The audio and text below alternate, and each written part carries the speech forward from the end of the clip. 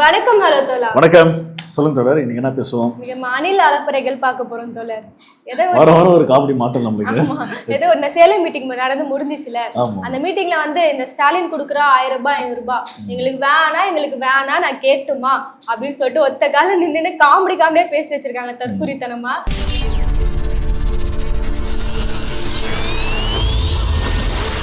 First வந்து தாவேக்காவோட தலை சிறந்த ஒரு மகன் எப்படி பேசுறாங்கன்னு பார்த்தலாம் தோழர். பாருங்களேன். அந்த காசு கூட எங்க அம்மாவை நீங்க அடிச்சுட்டு வந்தோம் ப்ரோ. அந்த காசு எனக்கு தேவையே இல்லை. அவன் கொடுக்குற காசுல தான் நாங்க வாழ்க்கை அவசியமே கிடையாது. அவசியமே கிடையாது. எங்க அம்மா அடிச்சுட்டு வந்திருக்காராம். 1000 ரூபாய் வாங்குறான்னு அம்மா அடிச்சுட்டு அதை பெருமையா சொல்றாங்க. இவங்க எல்லாம் வீட்டுல வந்து சாப்பாடுல விஷத்தை வச்சு சாப்பிட கொடுக்கணும். அதாவது அவன் உண்மையே அம்மா வந்து அடிச்சானா இல்லைன்றது மேபி பொய்யோட சொல்லலாம். மேபி கேமரா கேட்க பார்த்தியா 5000 ரூபாய் காசுங்க நாங்கள் வந்து மயங்க மாட்டேன், விஜய்க்கு தான் நான் ஓட்டு போடுவோம் அப்படின்னு பெருமையாக சொல்கிறத விட பார்க்கலாம். ஆனால் அம்மாவை அடிச்சுன்னு சொல்கிற வார்த்தையை தப்பான வார்த்தை. இல்லடே உன் பெத்த அம்மாடா, அதாவது பெத்த அம்மாவை விட உன் விஜய் வந்து அவ்வளோ இதா.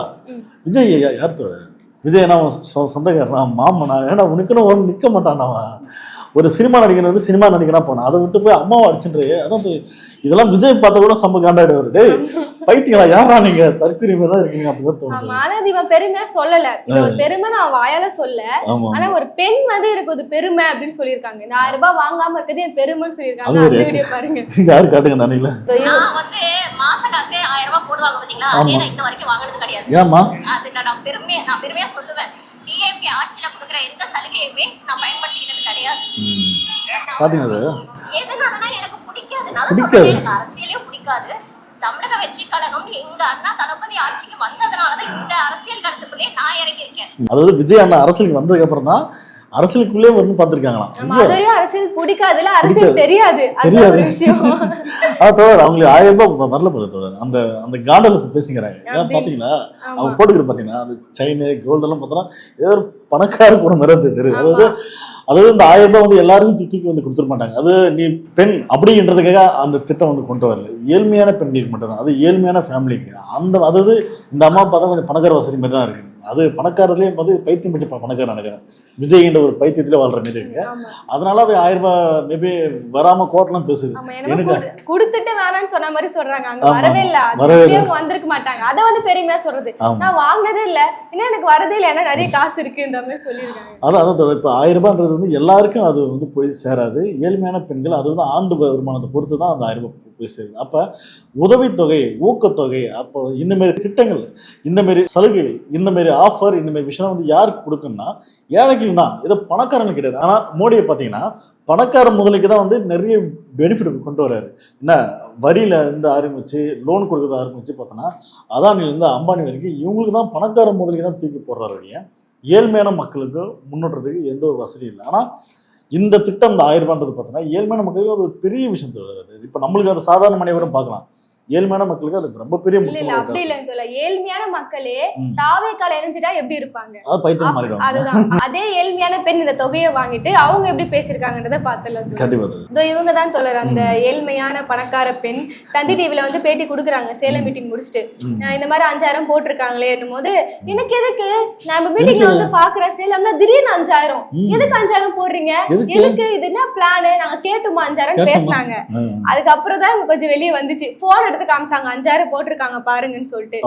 விஷயமே என்னன்னா பாருங்க, 5108 ரூபாய் 5108 அரசு கொடுத்த 5000 தான் பேங்க்ல இருக்கு. அந்த 5000 ரூபாய் கழிச்சோனா 108 ரூபாய் தான் வந்து அக்கௌண்ட்ல இருக்கு. அப்ப நீ வந்து மன்னார் பரம்பரை மன்னகண்டி பரம்பரைலாம் கிடையாது, ஒரு ஏழ்மையான ஃபேமிலி தான். அப்ப ஏழ்மையான ஃபேமிலியை அரசு தொகை வந்து ஏதோ ஒரு பர்டிகுலர் கட்சி டிஎம்கே அப்படி கொடுத்துச்சுன்னு பாக்குறீங்க. அது வந்து அரசு கொடுத்தா இப்போ பாருங்க. ஏன்னா அரசு கொடுக்குற மணிலாம் பார்த்தோன்னா இது அவங்க பாக்கெட்ல தான் எடுத்து தரல. மேபி விஜய் ஆட்சிக்கு வந்தா நான் என் பாக்கெட்ல தான் நான் எடுத்து கொடுத்தேன் அப்படின்னு சொன்னா கூட நம்புறது சில வந்து கூட்டங்கள் வந்து இருக்கலாம். ஆனா இந்த காசு பார்த்தோன்னா உங்களோட பணம் தான், அது நம்மளோட காசு. நம்ம வந்து வரியை வந்து அரசுக்கு வந்து செலுத்துறோம். அந்த காசு நம்மளுக்கு வந்து பெனிஃபிட்டா வருது. இதையும் வந்து ஓசின்னு பாக்குறீங்க.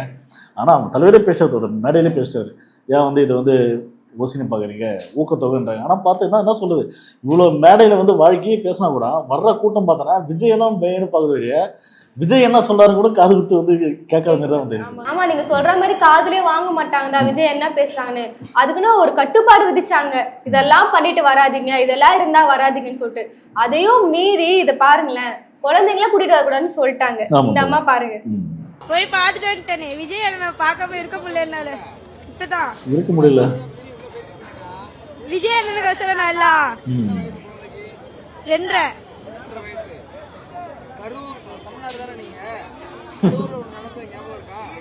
இவ்வளவு வெயில்ல 2.5 வயசு குழந்தைய தூக்கிட்டு வந்தப்ப இன்னமும் நியாயப்படுத்துறீங்கல்ல, உங்களுக்கு மனசாட்சி இல்லையா? எங்க தளபதியை பார்க்கணும், எங்களுக்கு அதுதான் முக்கியம். சேஃப்டி எல்லாம் முக்கியம் இல்ல, மனசாட்சி எல்லாம் இல்ல. எங்க தளபதிக்கு அப்புறம் தான் எங்களுக்கு மனசாட்சியே. உயிராவது மயிராவது அப்படின்னு மாதிரி தான் அந்த பசங்க பேசிட்டு இருக்கு. அதாவது என்னன்னா அந்த ஜேர்னலிஸ்ட் யாரு, என்ன channel, news 18 Tamil Nadu. News 18 Tamil Nadu. உண்மையிலே அந்த ரிப்போர்ட்டருக்கு வந்து வாழ்த்துக்கள். ஏன்னா 2 வயசு குழந்தை அடிக்கிற வெயில் பார்த்தோன்னா அவ்வளோ வெயில். ஏன் அவங்க தலைவனே கூட வெயில் வந்து நிற்கிறதுக்கு ஒரு மாதிரி பார்ப்பாரு. ஆனால் 2 வயசு குழந்தை கொண்டு வந்து நீ விஜயை பார்க்கறதுக்காக உன் குழந்தைய வந்து நீ பலிகடாக்குற, எவ்வளோ தப்பான விஷயம். அந்த ஜேர்னலிஸ்ட் வந்து மறித்து கேள்வி கேட்குற, ஏமா அப்படி பண்ணுறன் போது எங்கள் தளபதியை விட இதெல்லாம் ஒரு இதுவே இல்லை அப்படின்னு தான் பேசுது. என்னத்தான் சொல்றது, இந்த மாதிரி ஒரு பைத்திய நிலையில தான் வாழ்ந்துங்க. அதான் தொடர் கரூரில் வந்து 41 பேர் வந்து இறந்தாங்க. ஒட்டுமொத்த தமிழ்நாடுல உலகமே பார்த்துச்சு. ஏன்னா ஒரு சினிமாக்காரனுக்காக மக்கள் இப்படி சாகிறாங்கன்னு சொல்லி அவன் அப்போ அவ்வளோ பெரிய சம்பவம் நடந்து ஏன் இந்த மாரி வந்து இருக்கான்னு தெரியல. அதாவது கட்சிக்காரன் சொல்லிட்டான், புசியான்னு சொல்லிட்டா போல, விஜயும் சொல்லிட்டா போல, சின்ன குழந்தைங்க, வயதான பாட்டிங்க, வயசான ஆளுங்களாம் யாரும் வந்து கூட்டம் வராதிங்க. ஏன்னா நம்ம கூட்டம் வந்து பார்த்தோன்னா சாதாரண கூட்டம் கிடையாது. இது வந்து ஒரு வகையான ஜாம்பி கூட்டங்கள். இங்கே வந்து பார்த்தோன்னா யாருக்கும் பாதுகாப்பு வந்து இருக்காது அப்படின்னு பல முறை சொல்லிட்டாங்க. அப்படி சொல்லி தினம் வருதுன்னா இது என்னத்த சொல்றது, கூட்டிட்டு வந்திருக்கு என் குழந்தை செத்த கூட பரவாயில்லன்னு சொல்லிட்டு இன்னொரு பேசுறாங்க. 2 வயசு குழந்தை வீட்டுல விட்டு வந்திருக்கேன், நான் இப்ப திருப்பி போக உத்தரவாதம் கூட இல்ல, நான் விட்டு வந்திருக்கேன்னா அவங்க நம்பிக்கை எங்க அண்ணன் மேல. ஆமா சார், பார்த்தா அது வந்து பார்த்தோன்னா 2 வயசுக்கு வந்து சொல்றது, 2 வயசுக்கு வந்து நான் வீட்டுல விட்டு வந்துட்டேன். ஏடா குழந்தை போனா போட்டுங்க, தளபதி பார்க்கணும்ல. ரூல்ஸ் ஃபாலோ பண்றாங்க. ஒரு பைத்தியல பலாரம் பைத்தியம் 2 வயசு குழந்தை கூட்டிட்டு வராதன்னு சொன்னாங்க. அதனால அவங்க ரூல்ஸ் ஃபாலோ பண்றாங்க. விட்டு வந்துட்டாங்க, நான் கூட்டிட்டு வந்தா திட்டுறீங்க அப்படின்ற மாதிரி பண்ணிட்டு இருக்காங்க. வீட்டுக்குள்ள வந்தவனே சும்மா கம்பு எடுத்து கதவு சாத்திரணும், வாங்கினீங்கன்னா அதுக்கப்புறம் இன்னொரு மாதிரி விஜய் போக மாட்டாங்க. ஏன் அப்படி சொல்றேன்னா அவங்க அப்பா அம்மா அப்படி அடிச்சா கூட இதெல்லாம் வந்து மாறாது. ஏன்னா என்னதான் சொல்றது, சினிமாக்காரன், சினிமா தலைவன் விஜய் சொல்லி அதெல்லாம் அவ்வளவுதான், ஒன்றும் பண்ண முடியாது, மாற்ற முடியாது. அதான் அடிக்ட், ஒரு மாதிரி போதை மாதிரி இருக்காங்க. அவங்க எல்லாம் பேசுறது பார்த்தாலே என்ன இவங்க சுயநினைவோட தான் பேசுறாங்க அப்படின்ற மாதிரி மனசாட்சியோட குழந்தைய விட்டு நான் வந்தேன். அது வந்து ஒரு பெருமையா வந்து பேசுறீங்களா வந்து மீடியா வந்து அது அப்படி பேச என்ன பண்றாங்க, என் குழந்தைய விட்டு நீ வண்டியாவா உனக்கு ஒரு போஸ்டிங் தரேன் கச்சேரிக்கு போடுற மாதிரி எல்லாம் பேசுறாங்க. இன்னொருத்தர் பாருங்க இவ்வளவு தெளிவா பேசிருக்காரு. இது தாவேக்காலே இவ்வளவு தெளிவா பேசி இப்பதான் முதல்ல பாக்குறோம் பாருங்க. ஆமா, மு.க. ஸ்டாலின் வந்து கைதாகி போ சொல்ல வந்து விஜய்க்கு வந்து 1.5 வயசா, விஜய்க்கு வந்து 1.5 வயசா, சரிங்களா? 1.5 வயசா மு.க. ஸ்டாலின் வந்து நல்லா கேட்டுங்க, எப்படி ஊடகத்துல எப்படி உலாவுது பாருங்க.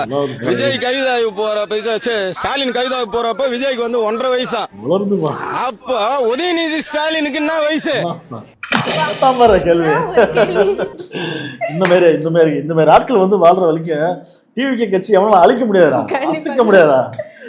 மஞ்சள் போதை போட்டு சரி இந்த கேள்வி கேட்பான் அப்படின்னு கேட்கிறாரு. கேள்வி கேட்டு முடிச்சாரு. நல்லவேளை நடுவுல விஜய் கைதாகி போகும்போது வேற சொன்னாரு, எதுக்குன்னு தெரியல. அது வந்து ஒரு ஜோம்பி கூட்டம். அது வந்து அது ஒரு வேர்ல்டு தவிர, தனி வேர்ல்டு தவிர. இப்ப நம்ம வந்து இவ்வளவுதான் பேசுறோம், விஜய் பத்தி இவ்வளவு விஷயம் பேசிட்டு இருக்கேன், விஜயோட அணிலை பத்தி பேசுறேன். உண்மையே அந்த வேர்ல்டுக்குள்ள போயிட்டீங்கன்னா நம்ம அப்படிதான் நம்ம வாழ முடியும். ஆமா, அவங்களுக்கு ஒரு இடம் பொருள் ஏவலே தெரியாது தோழர், எங்க என்ன பண்ணோனே தெரியாது. இன்னொரு நியூஸ் பாத்தீங்களா, மயான கொலை போயிட்டு இந்த ஒரு வீட்ல. அப்படிங்களா? ஆமா, அந்த மயான கொலை அம்மன் அது எப்படி பாப்பாங்க மக்கள், அந்த அம்மன் சாமியாதான் பாப்பாங்க, சாமியா பாக்குறாங்க. ஓகே, அந்த அம்மன் வந்து தாவேக்கா கொடி வச்சுன்னு ஆடுற ஒரு அபூர்வ வீடியோ நீங்க பாத்துருக்கீங்களா? பாருங்க, எந்த ஒரு அம்மன் இது? ஸ்டெப்பு பாத்தீங்களா? ஸ்டெப்பு பாருங்க எப்படி போறது, சினிமா டான்ஸ், சினிமா குத்து ஆடுறாங்க. அந்த குத்து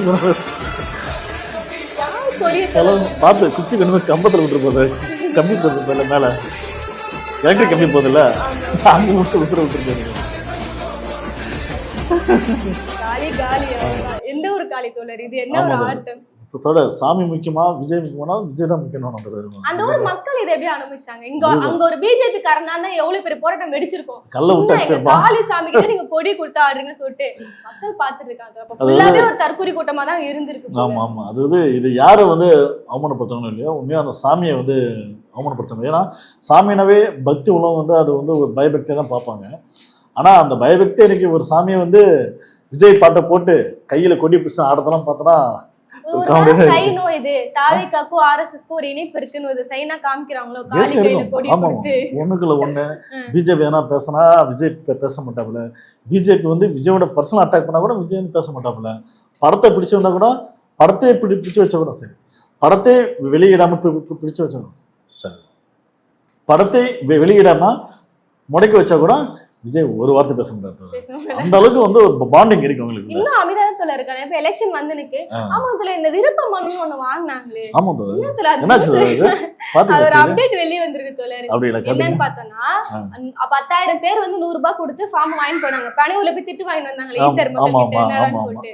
இப்படி பெருமையா பேசிட்டாங்க கட்சிபா. புசிலா 10,000 பேர் வாங்கி போனாங்க. ஆமா 50,000 பேர் வாங்கிட்டாங்க. வாங்குறது மட்டும் இல்ல, வந்தவங்க வந்து ஒரு 100 ரூபாய் வாங்கி ஒரு ஆட்டை போட்டானு காசு. அந்த சந்தோஷத்தை தான் பேசினாங்க. 100 ரூபாய் வாங்கிட்டானுங்க. இப்ப அந்த விருப்ப மனுவை பூர்த்தி செஞ்சுட்டு குடுக்கணும் திருப்பி அலுவலகத்துக்கு. சரி, ஒரு காக்கா கூட வரலையான்னு விஜய் வந்தா தானாங்க.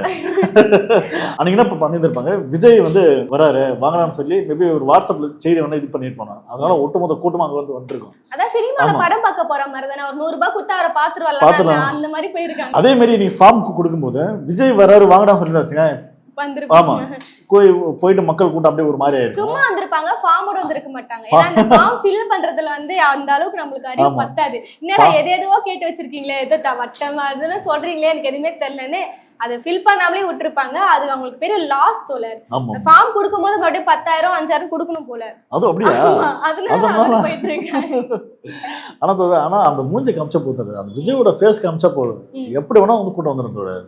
அது எப்படின்னா சினிமால பார்த்தா நேர்ல எப்படிங்கிறான் விஜய் அப்படின்னு பாக்குறதுக்கே ஒரு ஜோமி கூட்டம் வந்து உள்ள வருது நினைக்கிறேன். இவங்க அமைதியா இருக்காங்க. ஆனா டிவிகேவோட நிர்வாகிகள் களத்துல இறங்கி இருக்காங்க தோழர். என்ன சொல்றீங்க? அப்படியா?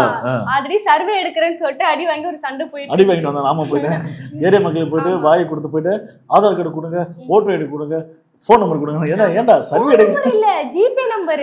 ஜிபே நம்பர் தெளிவா சொல்லுங்க தோழர். போன் நம்பர்னா ஓகே, ஜிபே நம்பர்ல கேக்குறாங்க. இல்ல நீங்க முதல்ல யாரா நீங்க புரியல, நீங்க எதுக்கு போட்டு சர்வே எடுக்க போறீங்க? சர்வே எடுக்கிறதுனா ஜேர்னலிஸ்ட் வந்து இருக்கு, அதுக்குன்னு அது ஒரு அது அப்படி சர்வே எடுக்கணும் போறதுனா முறைப்படி பர்மிஷன் வாங்கணும். அரசு கிட்ட தேர்தல் ஆணையர்கிட்ட பர்மிஷன் வாங்கிட்டு தான் போகணும். எந்த ஒரு பர்மிஷன் நம்ம பார்த்தோன்னா நீங்க விஜய்க்கு போட்டுருங்க ஓட்டுனா 1 2 நீங்க விஜய்க்கு போட்டுருங்க ஓட்டு, போன் நம்பர் கொடுங்க, ஆதார் கொடுங்க, ஜிபே. என்னது இது? நீங்க ஒரு படிச்ச நபர், அதனால இந்த கேள்வி நீங்க கேக்குறீங்க. இதே கேள்வி தானே கவர்மெண்ட்டே கேட்கும். காவல்துறை கேட்டிருக்கு, அதுக்கு நிர்வாகிகள் எப்படி கொந்தளிச்சிருக்காங்க கூட பாருங்களேன்.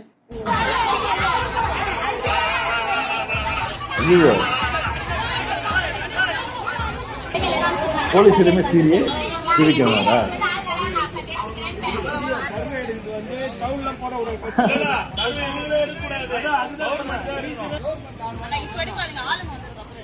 ஆளுங்க வந்து ஹைட் பண்றாங்க பாத்தீங்களா? தற்கொலை அதே மேல இடத்துல இருந்து ஆளுங்க வராங்க, இருங்க வந்த பிறகு நீங்க பேசுங்க அப்படின்னு சொல்றாங்க. தற்கொலை என்றமே தான் இருக்கு. என்னன்னா நான் யார் தெரியுமா, டிவிக்கே தொண்டா விடுறான்னு சொல்லி போலீஸ் கிட்ட ஒரு வாக்குவாதம் போயிட்டு நினைக்கிறேன். ஆமா அவங்களும் சொல்றாங்க இதெல்லாம் கவர்மெண்ட் ஸ்டாஃப் இருக்காங்க, கவர்மெண்ட் பண்ண வேலையா நீங்க டிவிக்கே துண்டு போட்டு ஏன் பண்றீங்க? எதுக்குடா பண்றீங்க? யாருடா நீங்க? என்ன பிரச்சனை உங்களுக்கு? ஓட்டு கேக்குறீங்களா? கேட்டு போங்க, போட்டா போடுவாங்க, இல்லைன்னா செருப்பு கழட்டி அடிப்பாங்க, அவ்வளவுதான். அந்த புக் பாத்தீங்களா, பேரு அட்ரஸ் அதெல்லாம் ஜிபே நம்பர். நம்ம எதுவுமே சொல்ல, நம்ம சொன்ன அணில்கள் கொண்டு வச்சு வந்துருவாங்க. ஜிபே நம்பர் வச்சு நாங்க என்ன பண்ண போறோம்னு சொல்லிட்டு எதுக்கு ஜிபே நம்பர் பர்టిక్యులர் நம்பர் அப்படி கேட்டு வாங்குறாங்க. ஜிபே நம்பர் கொடுங்கன்ட்டு வாங்குறாங்க. இதுதான் ஒரு சர்வே. ஜிபே நம்பர் ஒரு காசு போடுறதுக்கோ பாட்டி பண்ண ஏன்னா ஒரு தப்பு பண்றதுன்னு தெரிஞ்சு கேட்கறாங்களா தெரியாம கேட்கறவங்கள மே காசு கொடுக்குன்னா நீ அக்கௌண்ட் ட்ரான்ஸ்ஃபர் எல்லாம் பண்ணீங்கன்னா மாட்டி போயிடா சீக்கிரம். இது கூட தெரியாம பண்றாங்க. அரசியல் அனுபவம் இல்லன்னு சொன்னாங்கல்ல, அதனால ஏதோ பண்றாங்க போல. நீங்க பண்ற தப்புக்கு அண்ணனும் மாட்டி விட்டுறாங்க.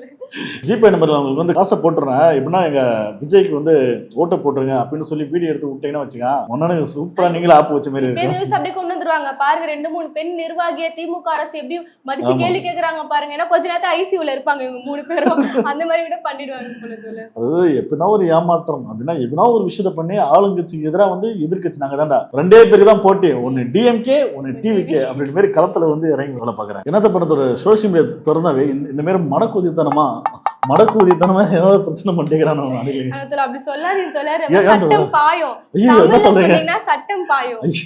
ஆமா, தாவேக்காவோட வழக்கறிஞர் வந்து ஒரு வழக்கு போட போறாராம். தமிழ்ல நீங்க ஏன் அப்படி மடக்கு ஊதின்னு சொல்றீங்கன்ட்டு அவர் கேஸ் போட போறாரு. நீங்க இதுதான். பாருங்க. ஆமா, அப்படியா? உண்மையா? ஆமா. காட்டுங்க. எங்க கட்சியின் சிம்பல் வந்து விசில் சார். அது வந்து தமிழ் வந்து மடக்கூதின்னு ஒன்று இருக்கு சார். ஆனா அவர் வந்து பாத்தீங்கன்னா பப்ளிக் முன்னாடி வந்து தப்பான வேர்டை வந்து மிக்ஸ் பண்ணி பப்ளிசிட்டி பண்றோம் சார். இதெல்லாம் நாங்கள் வன்மையாக கண்டிச்சு அவர் மேல வழக்கு பதிவு செய்யுமாறு தாழ்மையுடன் கேட்டுக்கொள்கிறோம். கேஸ் போட போறோம், தாழ்மனை கேட்டுக்கொள்கிறேன். சாட்டையை சொல்றாரா? அவர் மேல வழக்குன்றாரு. ஆனா உண்மையாவே நீங்க மடக்கு ஊதியம் தான் உண்மை. அழுக மட்டும் தான் செய்யல தோழர். இதுக்கெல்லாம் கேஸ் கொடுக்க போறீங்களா? பாத்தீங்களா வலிக்குது பாத்தீங்களா? சார் எனக்கு ரொம்ப. மடக்கு ஊதியன்றது நம்ம சொல்றோமோ இல்லையா, இவனை சொல்லிக்கிறானோ. அழுதுட்டாங்க தோழர். அழுதுட்டே தான் சொல்றாரு. இதுக்கப்புறம் யாரும் சொல்லாதீங்க, நான் கேஸ் தயவுசெய்து போட்டுருவேன். சொல்லாங்கடா. ஆனா அதோட கட்சி ஆரம்பிச்சது வந்து சின்னம் வர வரைக்கும் இவங்களை கலாய்க்கிறது இவங்களே எடுத்து கொடுக்குறாங்க. தற்குறித்தனத்தோட ஷேடு வந்து எனக்கு வழக்கறிஞர் மேலயும் லைட்டா தெரியுது. யாருக்கு? உங்களுக்கு கொஞ்சம் தற்குறித்தனமா தற்குறி. இருப்பாங்கல்ல, ஆமா ஆமா அதே ஆளு கூட்டு வந்து கோட்டு சூட் போட்டு பேசுற மாதிரி லைட்டா இருக்குது. ஆமா சார். அவர் கடைசியா பேசும் பாத்தீங்களா, தாழ்முடன் கேட்டுக்கொள்கிறேன். சட்ட வல்லுனர் அவர் தான் தோழர். நிறுத்த சொல்லுது. இந்த மாதிரி ஒரு கூட்டம் தான், இந்த மாதிரி ஒரு ஜோமி கையில வந்து ஆட்சியை கொடுத்துட்டா தமிழ்நாடு எப்படி இருக்கணும் அப்படியே கொஞ்சம் யோசிங்களா. ஐயோ, அது அப்படியே ஒரு வேற்று கிரகத்துல வாழ்ற ஒரு ஃபீல் இருக்கும் தோழர். இது கூட வாழ்றதெல்லாம் எப்பா. கண்டிப்பா. அதாவது அதுதான் இது போன்ற ஆட்கள் தான் பார்த்தோன்னா நாங்க ஆட்சியை பிடிக்கணும், நாங்க ஆட்சியை பிடிக்கணும் துடிக்கிறானுவ. பாப்போம். ஒரு மீட்டிங் எடுத்து முடிச்சதுக்கே இவ்வளவு கண்டென்ட் இவங்களை வச்சு பேசக்கூடிய விஷயம் அவ்வளவு இருக்கு. ஆட்சிக்கெல்லாம் வரமாட்டாங்க. அதான் உண்மையத்தோட இவங்களோட வந்து ஆட்டிடியூட பார்த்து ஆனானப்பட்ட பிஜேபியே மதவாதி கட்சி அவங்களே வேண்டான்ட்டானு. ஏய், இது வந்து சாதாரண கூட்டம் கிடையாது, இது ஜோமி கூட்டம்டா. இந்த கூட்டத்தை சொன்னா நமக்கே வந்து ஒரு மாதிரி ஆயிடுன்னு சொல்லிட்டு இப்ப ஒட்டுமொத்தமா எந்த கட்சியுமே பார்த்தோன்னா ஒதுக்கு விட்டு இப்ப வந்து ஒரு தனிமரமா அலைன்ஸ் இல்லாம தனிமரமா தேர்தல் களத்துக்கு. நிர்மலா சீதாராமன் சொல்றாங்க பட்ஜெட் கூட்டத்தொடர்ல. அவங்க சொல்றாங்க விஜய பார்த்து திமுக பயப்படுது. ஒரு சைடு பார்த்தனா என்டிஏ கூட்டணி ஸ்ட்ராங்கா இருக்கு. மோடி பார்த்து பயப்படல, மோடி பார்த்து பயப்படல, விஜய் பார்த்து பயப்படுது சொல்லிட்டு சொல்றாங்க. ஒரு சைடு என்டிஏ கூட்டணி வந்து ஸ்ட்ராங்கா இருக்கு, இன்னொரு சைடு வந்து விஜயோட அரசியல் வருகை ரெண்டு அப்படி இருக்கதால திமுக பயப்படுது. பாத்தீங்கன்னா அப்ப பாத்தீங்களா அவங்க அந்த அம்மா பேசுறதும் இந்த பேசுறதும் கரெக்டா பார்த்தனா விஜயோட வேலை என்னப்பா ஓட்ட பிரிக்கிறது தான் வேலை. இந்த முறை வந்து விஜய்க்கு வந்து சிஎம் ஆகணும்னு கனவுலாம் கிடையாது.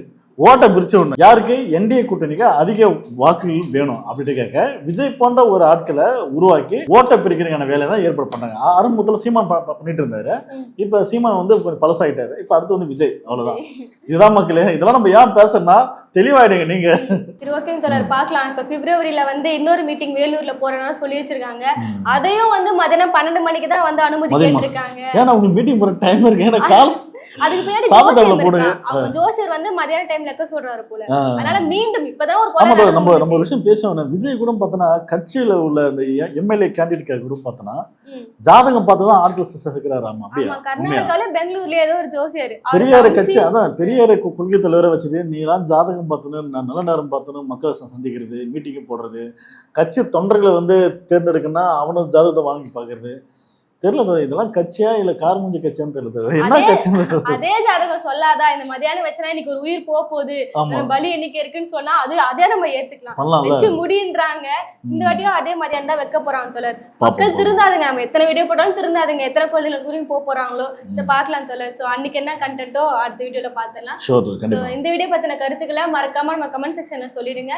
நம்ம ஹலோ தோழால சப்ஸ்கிரைப் பண்ணிக்கோங்க. நன்றி, வணக்கம்.